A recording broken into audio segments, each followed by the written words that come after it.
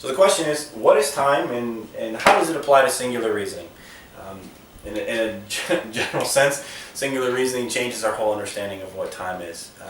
It basically takes apart a polar ideology of a number line where all of creation occurs from a center point, and then all of our existence is crammed in this one number line, and there's a sliding scale from a now position of when we're born, and we can look to the past, and we can look to the future, and all this other stuff. And my contention is this is a very ego-based type of way of discovering and analyzing the world around us. It makes the human consciousness the center of time, and we measure all time off of where we are in the time. What it is derived from polar ideologies and how they're always fractional in discovering things. They only show certain portions and they don't show the whole object. When you apply it to single reasoning, what you actually see is that time is not one sliding scale, but is an infinite number of 0 points. And each action that occurs, each heartbeat that happens, gets its own new 0 point. Each occurrence is its own creation point. Each number that falls out of 0 and is the first one that comes out of 0, at each heartbeat is new. Life is reborn every second. What singular reasoning says is that the farthest point out from creation is not the current time frame. This is the current time frame coming out of 0. It's recording each second happening live. This is important to understand. Time itself is not a fixed unit where 1 stays at 1 once it occurs. 1 occurs and then a new 1 pushes out of 0, and that original 1 moves into the 2 spot. And then it gets pushed to the 3 spot.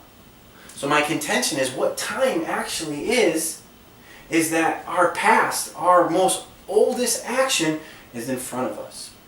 Now I'm going to use some stopwatches to show this. So what we've done here, and we can get rid of the Google ads that keep popping up on this downloaded stopwatch, is 3 different stopwatches are needed to show what time properly is. We need to have a control watch to start time on.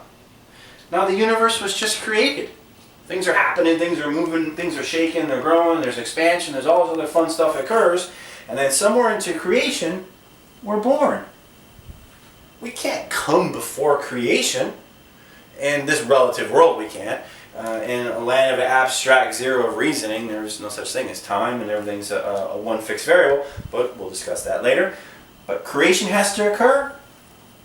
We come to be. And then what always happens is the future happens last. The future is basically a representation of cause and effect past. These past represent things of less value than the past or the now. The future is things that has not happened yet, true, but it's things that are bound into cause and effect.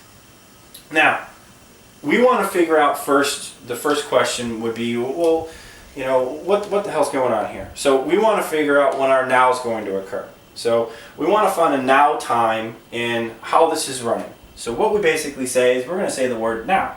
We're going to stop our now clock. What you instantly start to see if you break apart time into individual 0 points running on their own, not bound to each other, is that creation continues to go. We may be deceased. Our now time may have stopped. But if this whole collection right here, these 2 objects right here, were a representation of our consciousness, our future is still growing. Now what happened here? Well, wait a minute. The future flipped on us. It became the middle unit. It never catches creation. It became the mental registration of time. It switched positions polarly with our now. Now, the original now, became the unit of less measurement.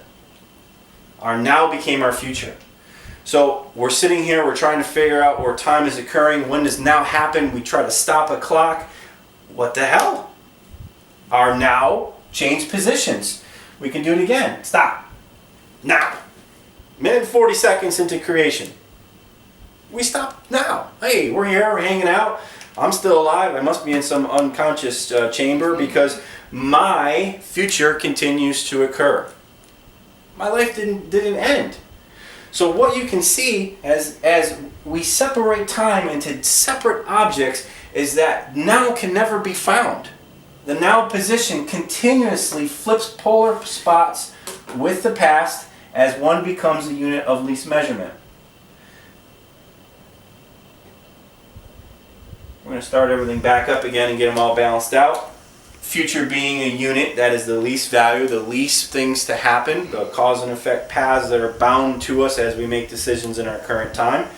Now continues to move, and then so does our universal clock. We're going to take a break here. This is Singular Reasoning's diagnosis of time. Stay tuned.